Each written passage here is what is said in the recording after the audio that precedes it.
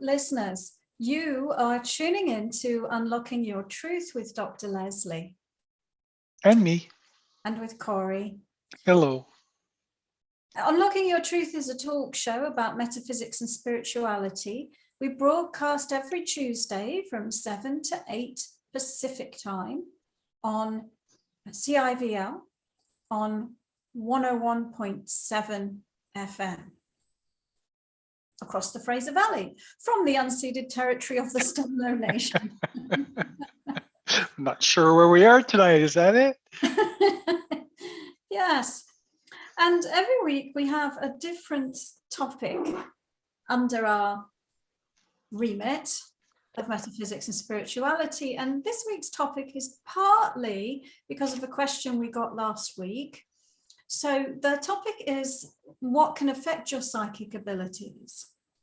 And in particular, we're going to talk about your environment and if and how your environment might impact your intuition. And also, we're going to talk about your psychic ability blueprint as well.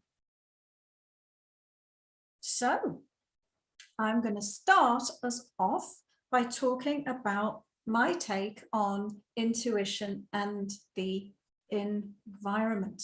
Yay! So, and I don't ever want to present it like a hard and fast rule. You must do this and you must not do that.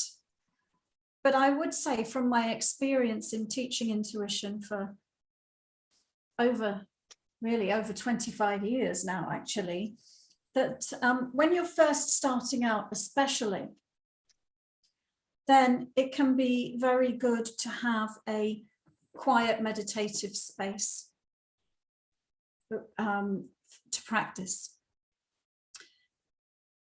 That doesn't mean that we always have to be in meditation to access our intuition.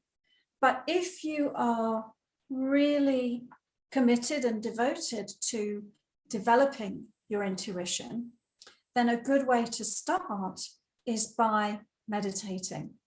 And so it can be an idea to have a meditation space in your home and somewhere where it's comfortable, where you have a comfortable chair, where you have privacy. If you have a big family where you can shut the door and say, you know, mummy or daddy is meditating right now, then that can all be very, very helpful. And in your meditation space, you might have some things that you like. Comfortable cushions, a meditation blanket, really comfy chair, maybe some artwork on the walls that's conducive to meditation, some plants. Definitely plants. Yes, any little ornaments or ritualistic objects that you like, crystals and so on. Really all to your own taste. The general idea is somewhere where you can be left alone, feel relaxed, peaceful, and quiet, so that you can go into a meditative state, so that you can turn within and meditate and practice accessing your intuitive gifts. So number one, I would say a meditation space. And meditation is the way I teach intuition. Right? We do it through meditation and through working with energy. Now, another idea for a really supportive environment for meditation could be out there in nature. There's just some beautiful places. When I was a student and I used to share accommodation with other students or other people, then my go-to place would be to go to a park with a big oak tree, and I would sit at the bottom of the oak tree with my back against the tree, and I would meditate that way. So a lovely park where it's lovely and green and verdant, and some beautiful trees and plants can be, and you can, hear the bird song or water trickling, and if there's a little stream or a pond, that can be a lovely place to meditate. And often out in nature, the energy can feel very clear. I've also meditated by the ocean, on a rock. Rocks can be quite grounding. When you say you meditated on a rock, you meant you sat on a rock and meditated. You didn't meditate on the rock. I guess I've probably done both in my time. Yeah, I meant that I sat on the rock. Because the energy at the seaside is lovely, or by a waterfall, or a lake, or a river, or some kind of running water. Waterfalls are my favorite because with that motion of the waterfall, they can be very grounding, and also with the stream of water can be very cleansing, for clearing your system, for releasing what you don't want into the waterfall. Outside in nature, the base of a mountain can feel very grounding, or on some kind of rock like granite can be very grounding. So there are different energies out there in nature that you can explore and see what works for you in terms of what's conducive for you to get into a meditative state. And I'm going to talk about interference in a minute, because I know that part of the question we had last week was to do with that. But I'm going to go through the positive meditation environment first. So meditate at home, meditate out in nature. The other thing is that a lot of modern workplaces actually have a meditation room these days.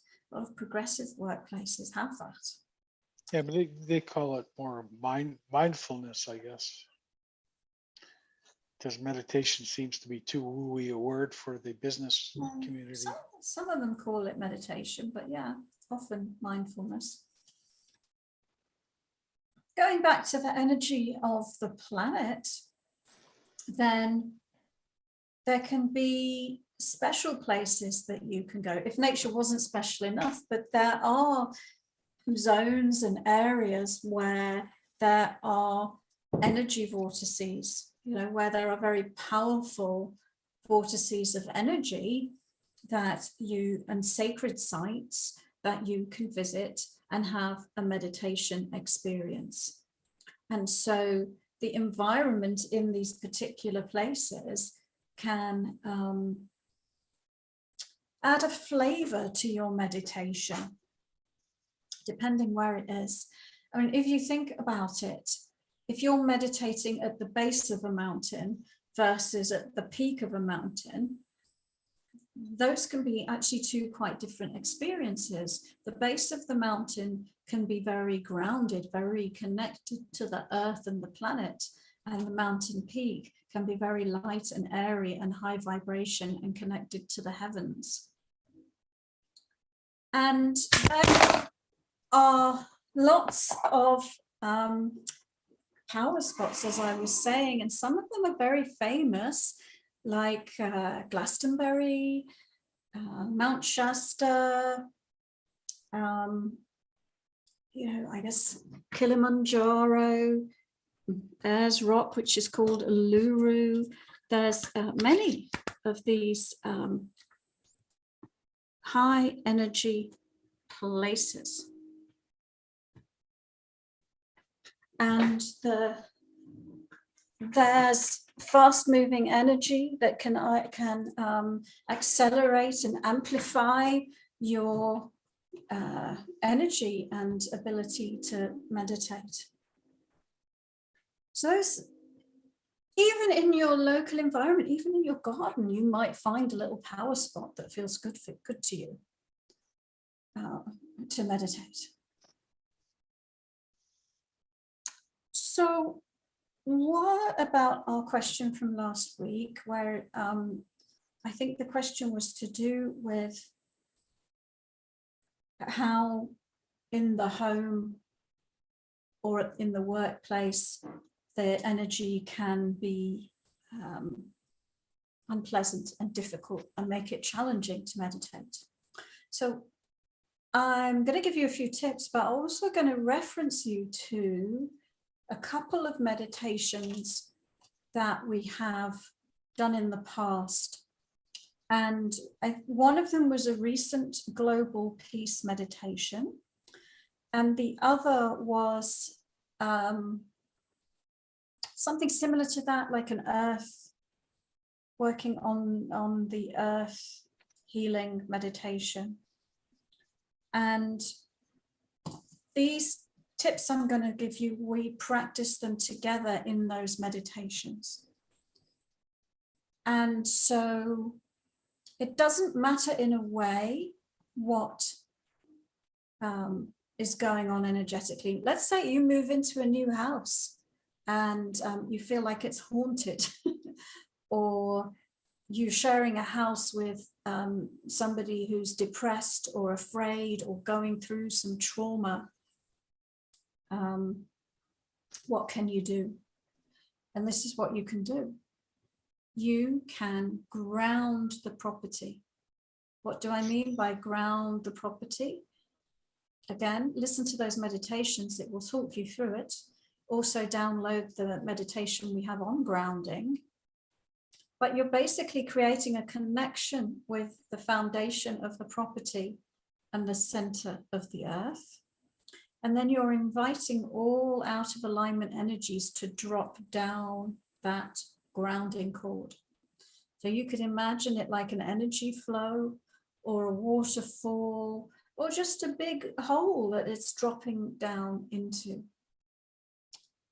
And if you do that, you will instantly feel very different within your body because it changes the environment. It releases and lets go of all the energy distortions from the space. So that's tip number one, is give the environment that you're meditating in a grounding cord. Get rid of all that bad energy. Yeah, and the second thing that you can do is create a column of gold light that flows from infinity through the roof of the building and flows through the building and down the grounding cord. So now you have this column of cleansing energy that's raining through like a rain or a waterfall constantly through the property, and it's washing it clean. It's cleansing it. It's traveling through all the atoms and molecules and electrons and washing away negative energies. And it is unattractive to denser negative energies to exist in that high vibration gold energy. So if you're looking for an energetic way to cleanse the energy in your home, then that would be the way to do it.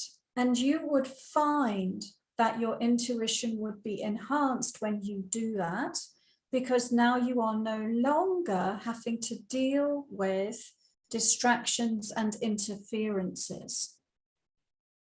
That leaves the environment clean and clear for you to be able to really focus on what you're wanting to do, which is meditate and access your intuition. So hopefully that all makes sense. That, can the environment affect your intuition? Yes. Especially if there's a lot of distractions or people bothering you or foreign energy in your space, it can make it more challenging to meditate and to access your intuition with all of those distractions. So what we want to do is cleanse the energy around us so that it feels high vibration and clean and clear and light.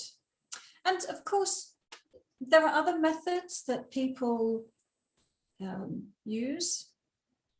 Some people like to use crystals placed around the home. Some people like to use sage and other herbs that they burn and smoke the home.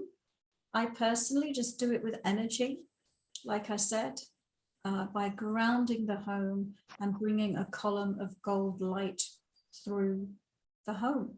And of course, the environmental grounding and golding is transportable. You can take it anywhere you go. If I'm on a long haul flight and I want to meditate, or even if I don't, I will ground the airplane and I will bring a column of gold light through the airplane, keeping the energy safe within the airplane for myself and everybody else. If you're driving your car, you can ground the car and bring a column of gold light through the car. And like we said, you can do it for your home and it makes everything much more pleasant for you and for everybody else.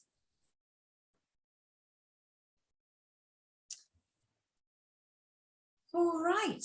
So do you remember the exact question from last week? Do you think I've answered it, Corey? Well, just the different places, talking about workplace, and we were talking, Yeah. questions was, home and workplace. What, how do you clear those areas? Do they affect your psychic abilities, or can they affect your psychic abilities? I guess being anywhere you are, and in any way, shape, or form, you would think that it's all about taking control of your environment and making it that type of environment. I just Like Brian was saying, if we ground the home and the column of light, do we need to refresh it often? I know you mentioned a person needs to ground several times and it's easy to get off balance. Does it need to be done as often with the home environment? Well, the idea for yourself is to stay grounded rather than, of course, we get focused on other things and then we want to check our grounding. But the idea is to stay constantly grounded. And the same thing for your home is to keep it constantly grounded. And if you're having the column of gold energy flowing through it, then that's constantly washing and cleansing. Now, some other things that you can do is you can assign some spirit guides to help maintain the vibration in your home and in your workplace. So there are guides who specialize in that kind of thing, who on your request would be quite happy to come along and help you keep the energy safe. The other thing that I just realized I was going to mention that I forgot is electronic devices. And can they affect your intuition? And I would say yes, but you could ground your computer, you can ground your cell phone. And I would also say your energy can affect the electronic device. And I find that quite often when I'm in a session that the camera will go really, really bright if I say something important. Anyway, we are going to go to a break and we will be back very, very shortly.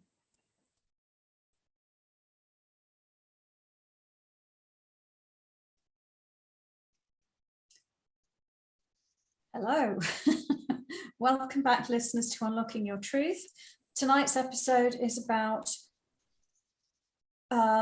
what affects your psychic abilities, what affects your intuition.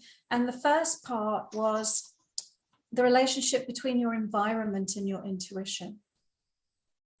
And I guess whatever makes your environment comfortable and peaceful is a positive, and whatever makes it antagonistic in any way, shape, or form makes it negatively.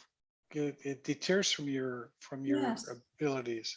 Yeah, because that's a distraction and it pulls you into those things, or it puts you into a state of resistance or a state of effort or a state of frustration, and it lowers your vibration.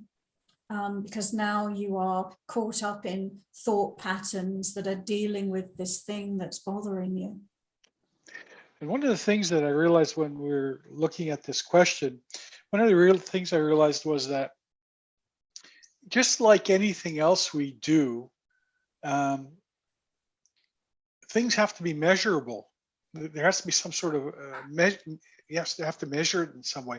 I'm not saying the intensity of your psychic abilities in any way, shape, or form, but most people don't realize when they are actually using their psychic abilities. And if you don't realize when you're using them, you will also not realize when you're not using them, when your environment or something is affecting them in a negative manner.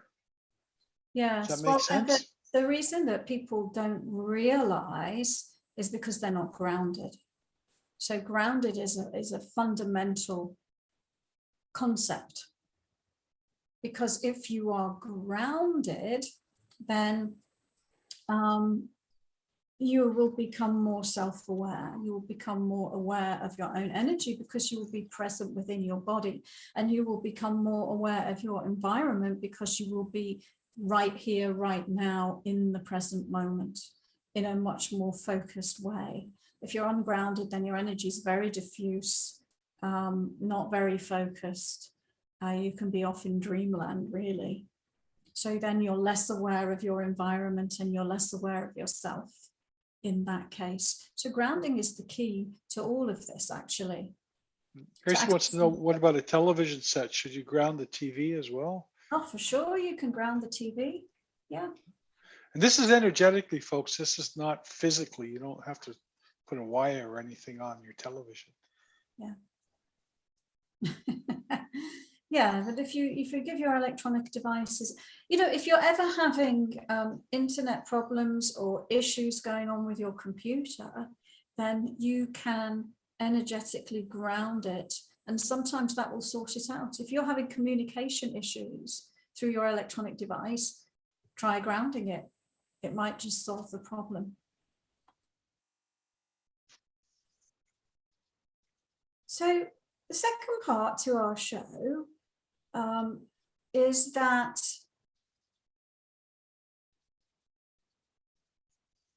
Corey had written in the thing, because it's all about what interferes with your psychic abilities, is actually understanding what psychic abilities that you've got in the first place, so that you can understand if you are using them to their full capacity. And if you're not using them to their full capacity, what is blocking them? And so I was going to talk a little bit about my psychic ability blueprint. And a psychic ability blueprint is a session that you can have with me, where we spend 90 minutes together, and in a very, very focused way, we focus on you and your unique profile of psychic abilities, which incidentally relates to your life purpose. But we're also looking at how well are you accessing and utilizing those psychic abilities? In what way are they showing up in your life, or have they shown up along your life path? Or are they blocked? And if they're blocked, why are they blocked? What is it that's preventing you from accessing them? And there can be various reasons. Over the years of teaching this stuff, I've come to realize that there are some common reasons that affect most people. And one of them is relating to, we've just been talking about it, are you grounded? Are you grounded? And also, are you devoting time? Do you have a persistent practice?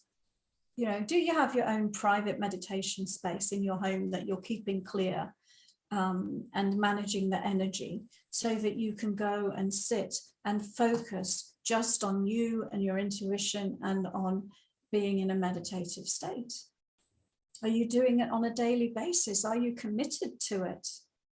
Because if not, then my guess is that, more than a guess, is that your progress in accessing your intuition is going to be slower, and it's going to be more accelerated if you are taking the time to meditate, taking the time to practice and focus, making sure that you're grounded, and making sure that you do have a safe, clear space to be practicing your intuition.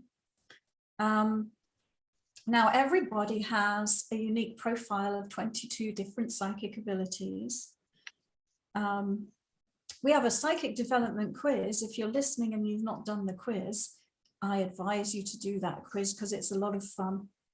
And that will tell you what your predominant clair sense is, which is are you more clairvoyant, claircognizant, clairaudient, or clairsentient? Meaning, do you hear, know, see, or feel?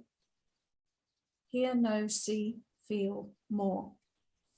And I was just checking out that quiz, and we've had 80,000 people look at that quiz. Wow. So we've got a lot of information, actually, and I was just curious to see how many people were coming out in the different clairs there. And the most common one, I think about 60% of the people, their strongest clair, and this is mostly untrained people. Like, if you come and take one of my classes, I will train you and you will be able to do all of these. I've not met anyone who can't, right? But anyway, off the bat, straight off the street, doing the psychic quiz, about 60% of people, clairsentience was the one that ranked the highest. I even wonder if I've got it open on my computer. I can get, no, it's not. And then I think the next one was claircognizance, and it was about 17%, claircognizance. And then the next one was clairvoyance. And, you know what? I'd have to open it up. But anyway, the next one was clairvoyance, and after that, it was clairaudience. So the most common one by far was clairsentience, then claircognizance. I might have remembered that percentage wrong. Then clairvoyance, and then clairaudience. And so you need to know, what is my intuition? What are the different ways of being intuitive? What are the experience of intuition in my life have I been having? And, and when well, I've got these abilities and I've got these abilities in abundance, how can I make them stronger? In what way am I blocking them? In what way am I preventing myself from having access to these amazing abilities? And so first step one is to get your psychic ability blueprint done, because that will help you understand this unique profile. And it will also help you understand what the main blocks are. I mentioned one of them, which is just that you need to pay attention to it. The other blocks, mostly all of them have to do with the difference between body and spirit. Because you are spirit and you have a body. The problem is, it's not really a problem, but what happens is that most humans are fully identified with the body and the body's reality, and they have forgotten that they are spirit. The body has some very powerful pulls. The three most powerful pulls of the human body are the emotions, the intellect, and the sex drive.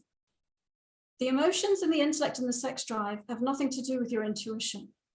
They're all to do with the body, but they can dominate your reality. In fact, we're trained to be intellectual. We're trained to behave in that way, And so if that's where you are, identifying with those body aspects, and those body aspects are the things that are how you're making your decisions, living your life through those experiences, then your intuition is blocked. Because your intuition belongs to you, the spiritual consciousness. So one of the fundamental steps is to know who you are as spirit, to know the difference between you and your body, to know the difference between your physical senses and your spiritual senses, and to look into, well, how are my emotional levels keeping me from my intuition? And how is my intellect causing me to doubt my intuition? How are these things distracting me from my core truth and highest guidance, which comes from the level of my soul and the level of my higher being through the root of my intuition? And so, I mean, I guess we might link this to the first part of the show to say, well, we were talking about intuition and environment. So how's your internal environment? How's your internal environment blocking your intuition? If you are caught in negative thought patterns, right? Round and round and round. You know, if you're obsessed with something or someone, you can't stop thinking about them. If you've got a problem and you're dredging over the issues of the problem, if you are trying to solve something and you're analyzing it to death within your intellectual mind, then your internal environment is not conducive to accessing your intuition, because your internal environment is focusing on an aspect of the body. If your internal environment is emotionally triggered, if you're angry and frustrated or afraid and you're hanging on to that anger, frustration, and fear, and you're carrying it around with you, if you're highly anxious and you're every day you wake up and feel anxious and bothered that you've got to go into work or deal with something, then your reality, your internal environment is being dominated by your emotional levels. And this internal environmental pollution is preventing you from accessing the clear stream of consciousness that is your intuition. And so these are the main internal pollutants to us accessing our intuition. So to access our intuition, we need to clean that up. So just like we need to clean energetically our external environment, we need to clean energetically our internal environment. You've heard me use the metaphor of the dirty window versus the clean window many times on this show. Your energy is like a window into the world. And if it is filthy, you will not be able to see through it. But if it is clean, then now you can. And so if you have stored within your energy years and years of negative thinking, unsupportive beliefs, low vibration emotions, painful traumatic memories from the past, and all of these things, then you have a dirty window and your internal environment is not conducive to developing your intuition. And this is why there's such a strong, powerful link between intuition and meditation, because meditation and energy techniques that we do in meditation are a pathway to cleansing the internal environment. And just like we talked about, I got a flash on my computer then when I said cleansing the internal environment. So just like did your computer go, no? That's important, pay attention. Just like at the beginning of the show, we said, well, you can ground your environment and cleanse your environment energetically. The same principle applies to your internal environment. You can ground it and cleanse it energetically. So developing your intuition is not just about the physical approach. I think that sometimes that might be what people do. Well, they say, okay, I'm into my intuition.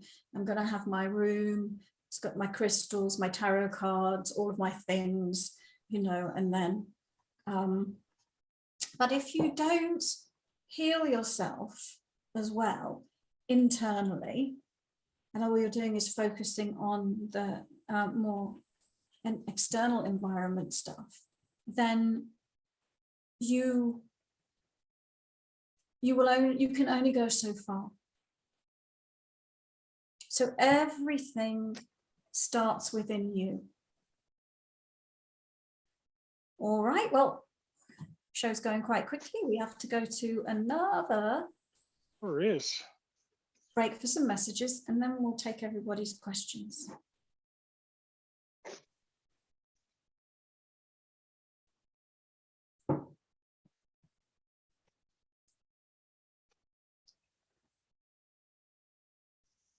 Welcome back, listeners, to Unlocking Your Truth with Dr. Lesley and Corey. Tonight's show was about intuition and your environment. And the theme kind of developed as we went along, because we talked about your internal environment and your external environment. And we also talked about understanding your psychic abilities, which you can do by connecting with me and getting your psychic ability blueprint done. But now it's the time in the show that everybody loves, because you get to ask your questions. Oh, and by the way, I didn't mention at the beginning of the show, but the show airs on terrestrial radio, but we pre-record it. And you can join the chat room by coming to the Awaken Your Psychic Abilities Facebook group or my YouTube channel. Yes, you can. Exciting. I'm here. Okay, this is from Leah. She says, how can you control your surroundings in a work and office environment when there's other people there? It's a good question. So what you'll find, Leah, is two things. If you are grounded and centered, and again, if you're one of my students, you will know how to ground and center. If you're not, and you're listening to the show and you're going, what's grounding and centering? Download the free grounding and centering meditation on my website. So if you're in the workplace and you are grounded and centered, then what you will find is that you are having an influence on everybody else. So unconsciously, they will match your energy, and they themselves will become more grounded and more centered. And that your act of being grounded and centered will diffuse the negative energies and the issues that are going on. And then if you add on top of that what we were talking about at the beginning of the show, which is to ground the actual workplace environment and flush it through with gold energy, then you have another level of controlling the energy within the workplace, keeping the energy vibration super high, keeping it cleansed and clear, diffusing negative energies, and encouraging everyone else that's there to match that vibrational frequency and to have the idea of being grounded. Now, sometimes people who can't handle that, you might leave, find somewhere that wants to stay in chaos and a dark, dense vibration. But anyway, you as a conscious, awake, aware human, this is what you can do.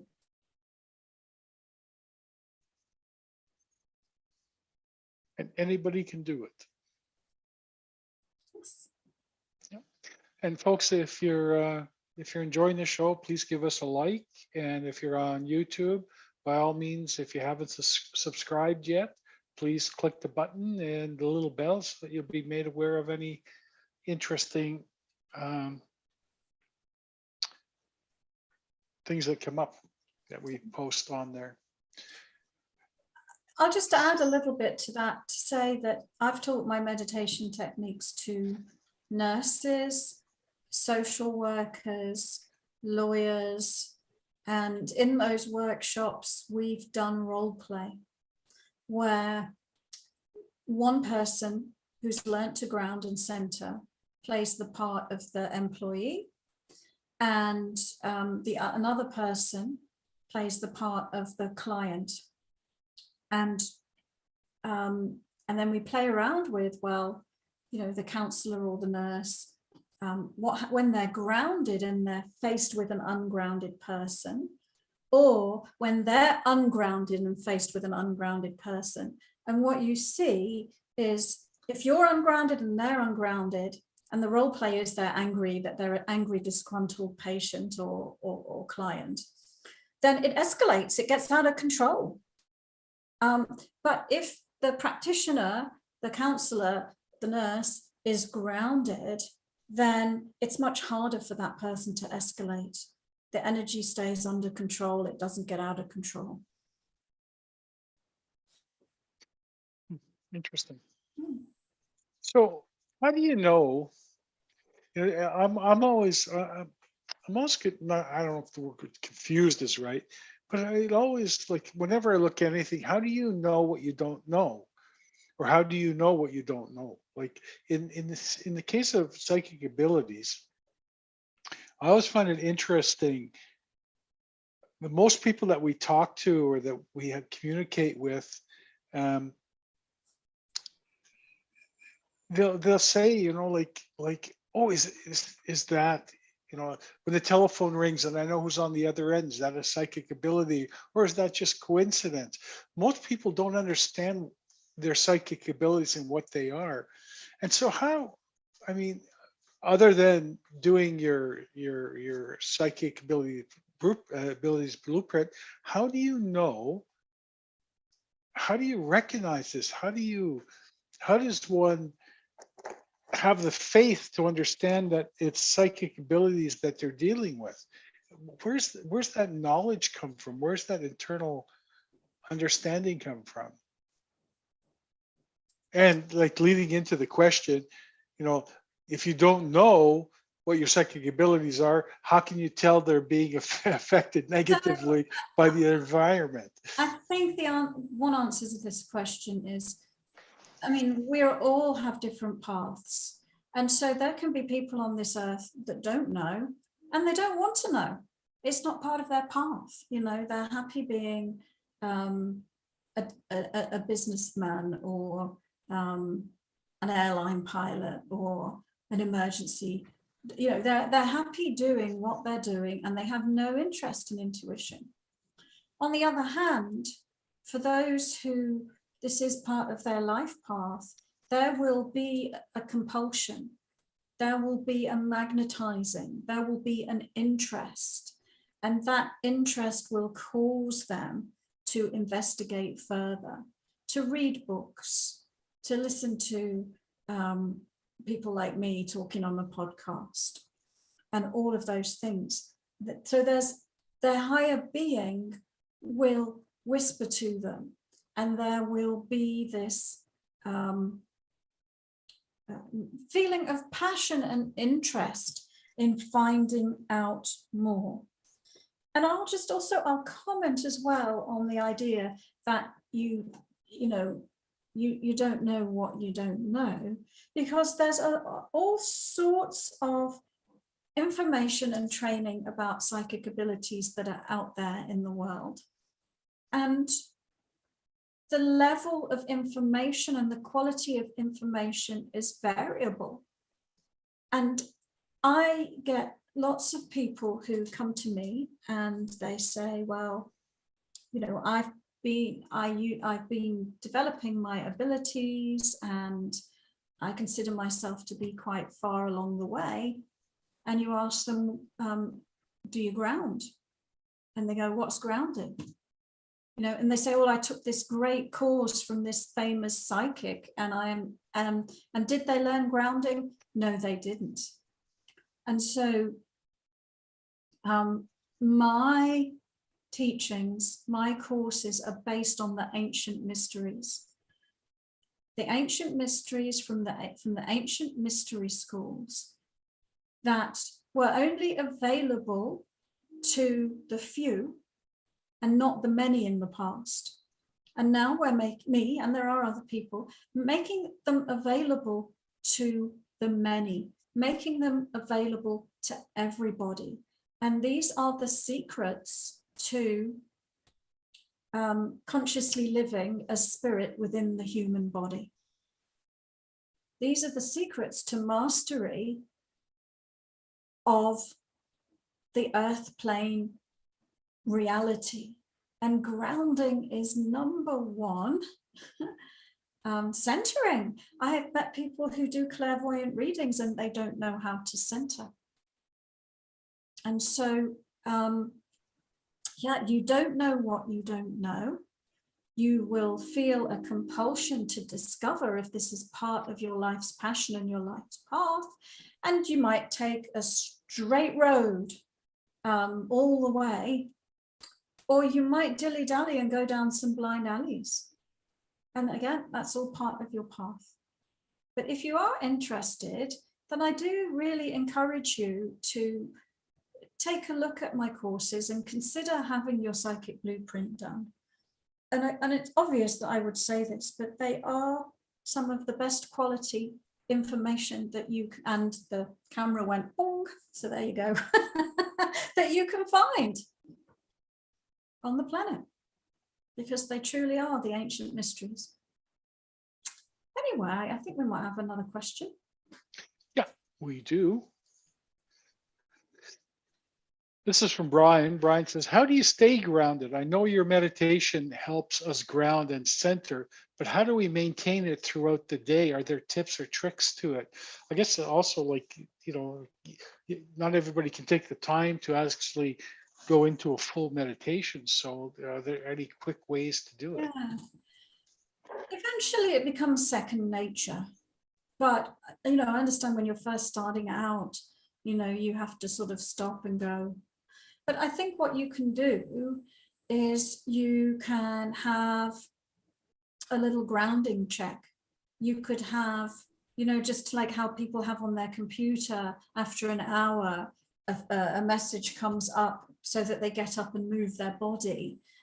You could have that come up on your computer and grounding check and move your body, you know.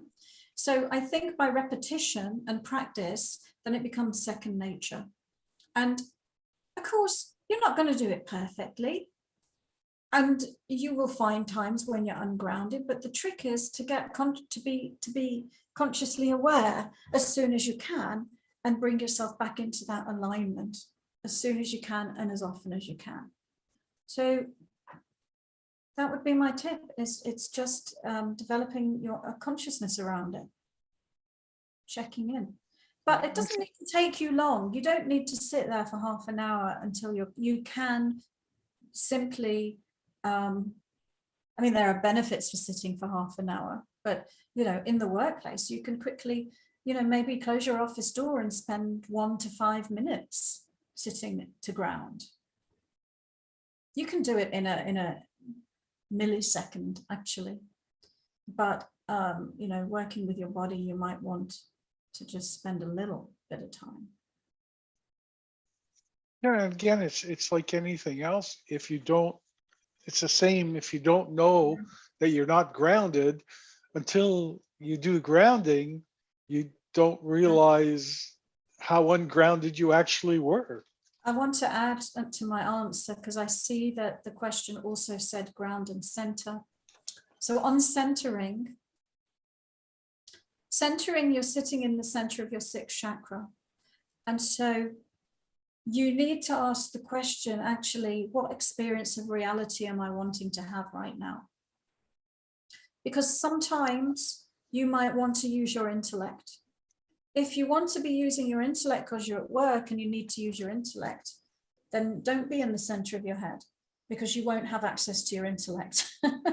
You'll have access to your intuition, but you won't have access to the frontal lobes of the brain. And so, you know, you definitely might want to be grounded at work, but you might not want to be centered at work. If you want to access your intuition, be centered. If you want to access your intellect, don't be centered.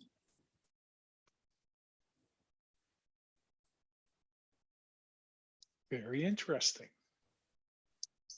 Okay, this question's from Misty. Misty says, what about people who take prescriptions or alcohol? Does that change or dirty their window of intuition or their intuition? Yes. Yes. Yeah, it does for sure. I've often seen people on prescription drugs, which it's just dimmed their energy, lowered their vibration. So absolutely, it can dirty your window. And also, depending on what drugs you're taking, whether they're recreational drugs or there's some kind of medicine for something, then they can throw you out of the body. They can open up your crown chakra, make you vulnerable to foreign energies coming in, so that your internal environment gets even dirtier, your window gets even dirtier. And the same thing with alcohol. Recreational drugs in general and alcohol are ungrounding and can cause you to leave the body. Now, that's a broad sweeping statement. And so I have no experience of some of these psychoactive compounds that people take to have spiritual experiences, like ayahuasca and I don't know, psilocybin and mescaline and all of those things. So I know some people have profound life-altering experiences with those substances. I still think that the experience is taking place outside of the body. But as something that, you know, you want to use for a sacred purpose and you're not doing it in an addicted fashion, then, you know, perhaps it benefits people who are attracted to that. But I would say the abuse of drugs and alcohol, the constant misuse of drugs and alcohol is not helpful. Is not helpful. And it's not helpful for you to access your intuition. It's not helpful for you to keep your energy clear. It's not helpful for you to remain grounded when you're doing those things. And depending on the pharmaceutical drug, there can be different things. I met somebody the other day, and their crown chakra was lit up like a Christmas tree, like their sixth chakra and their crown chakra kind of merged together, and it was massive, massive overstimulation. And they were on a medication that was, I think it was an ADHD medication, which was, that's what it was doing. It was overstimulating the brain. So sometimes these drugs will be turning down signals within the brain and elsewhere, and sometimes they will be stimulating them. And so I mean, I've seen different things, and I think that, I mean, that one I saw the other day was a bit like a sledgehammer, you know, using a sledgehammer when you just needed to tweak something gently, perhaps. Anyway, I'm not a medical doctor, so obviously for psychological issues and medical issues, one should go to a qualified medical doctor. Sure. So this is the last question from SG. SG says, I don't remember the last time I had a good sleep. I feel like it's been years. How can I get a deeper, more restful sleep? I feel like I'm always anxious. Also, I know my anxiety also blocks my intuition. Yes, for sure. Okay, well, I'll tell you an anecdote and then I'll give you a tip. One of the most common substances, because we were just talking about substances that people will say to take if you can't sleep, is melatonin. I took melatonin once and I took half a pill. It was the most psychedelic night of my life. I was more awake all night and my clairvoyance was going crazy, overstimulated with so many different images and pictures. So, you know, one man's medicine is another man's poison. But for some people, melatonin works. And melatonin is the substance in the pineal gland that regulates the sleep-wake cycle. So if you like things on a physical level, you could try that. What I do instead And I've had some of my medical intuition students, I shared this technique with them, and a lot of them found it very helpful. I create psychically a syringe with sleep juice in it. And then I take the syringe and I inject the sleep juice into my pineal gland. That usually works for me. So I'm instructing my pineal gland energetically to help me go to sleep. And so the idea that that's just the right energetic signature for what I need to go to sleep. So try that, SG. And this is an imaginary syringe, right? Yeah, please. SG goes, wow. And also, Tracy says the sleep juice works great. Anyway, folks, that's it for the show for this week. And next week, we're going to be looking at crystals, gems, minerals, and how they relate to you and your psychic abilities. So join us next week for our third show on intuition and intuitive abilities. See you then. Okay, folks, take care. Bye-bye. I just realized I didn't record.